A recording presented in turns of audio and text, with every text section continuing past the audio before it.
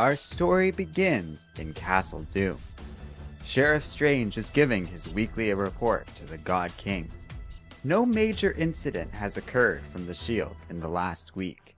There have been a few minor skirmishes in the kingdoms. Inferno smolders as usual. The Green North rages. And there are scattered reports of a traveler illegally crossing mutant borders. While Strange discusses the building tension between Higher Avalon and Baron Sinister, Doom interrupts him. The king wants to know why Stephen even bothers with this trivial nonsense. Strange insists that Doom is all-powerful, but not all-knowing. This is the last world, and they can't risk anything happening to him. But Doom remains unconcerned. Stephen is frustrated and reveals that he remembers the world like it once was, and not just how it is now. Doctor Strange remembers everything, and how he could have been God instead of Doom. Victor reminds Stephen that he refused this job and Doom had to take it. But Strange says it all just serves to remind him of the importance of their task. If Battleworld falls, all of reality goes with it. So Strange pays close attention to the unknown, for the unknown is their greatest threat. Doom simply restates that he is not worried about this, and has full and complete faith in his sheriff. Strange thanks Victor for his kind words and the faith his friend bestows in him. As they move on to other matters, the sheriff suddenly gets a call about some foreboding news from Doomguard. Later, in the kingdom of Utopolis, Strange arrives to investigate the Cabal's crash site. They come across a dead Thor and spot the Cabal's tracks leaving the area. The sheriff sends the Thors to track the fugitives down while he opens the vessel. The magician detects a presence inside the ship and demands that it reveal itself. Miles Morales, alive and well, emerges from the ship. Miles explains how he sneaked aboard during the final incursion, but Strange stops him quickly, shocked to learn that Miles remembers the world as it once was. Back at Castle Doom, Victor comes across Sue Storm, who is watching over her children as they are playing with the castle's Galactus. The two discuss things.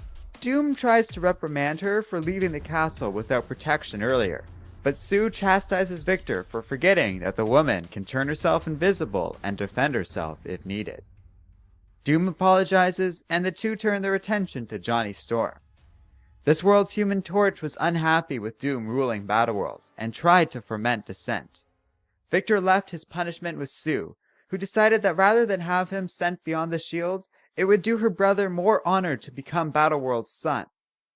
High above, Johnny now burns in orbit around Battleworld, providing light and heat for the sole planet in existence. This leaves the man in agony, but at least it is a place of honor, and now the people worship him. Doom then comments how he has changed himself, and in spite of Susan's encouragement, Victor states that he feels like a poor god.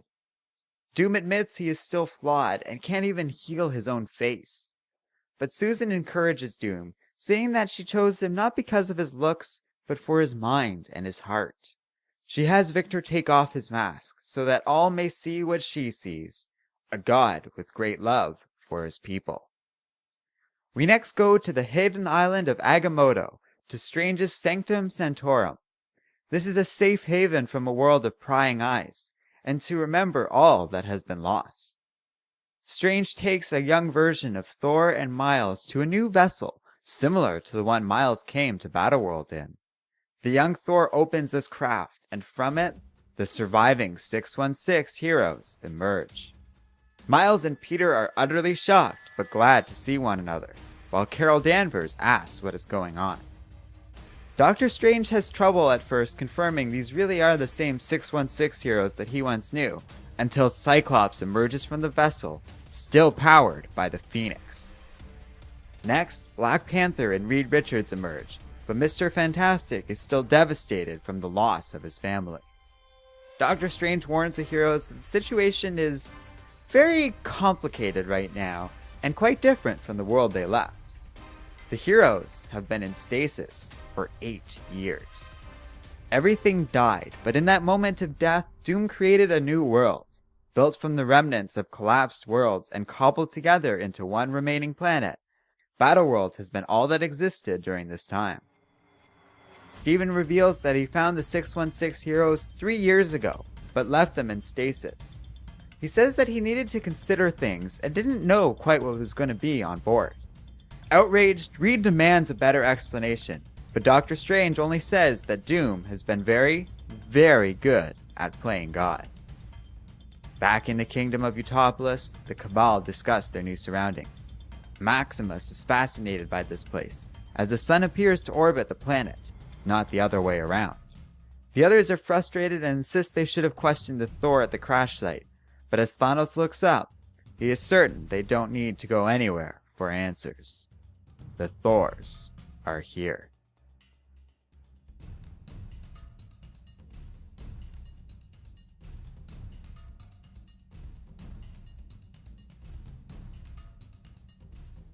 Hello and welcome to Comic Island. My name is Arden and this is my recap and review of Secret Wars number 3.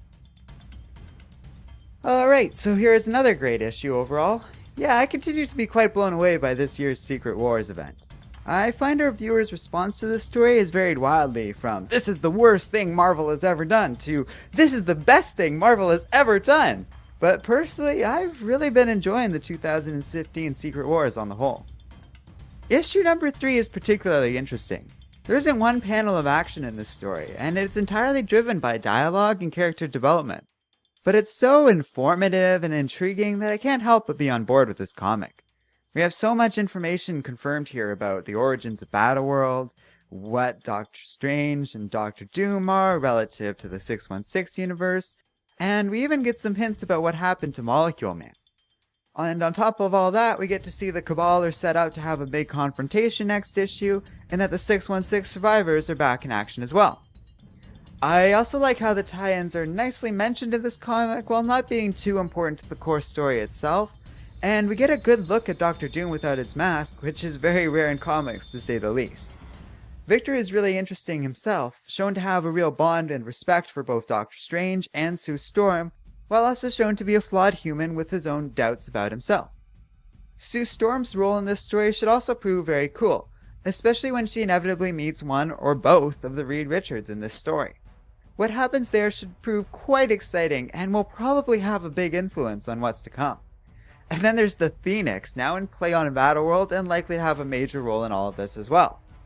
So this was a great comic on a whole, with good writing and art and an excellent setup for things to come. I'm really excited to see what happens in issue 4, which Joey will be covering next.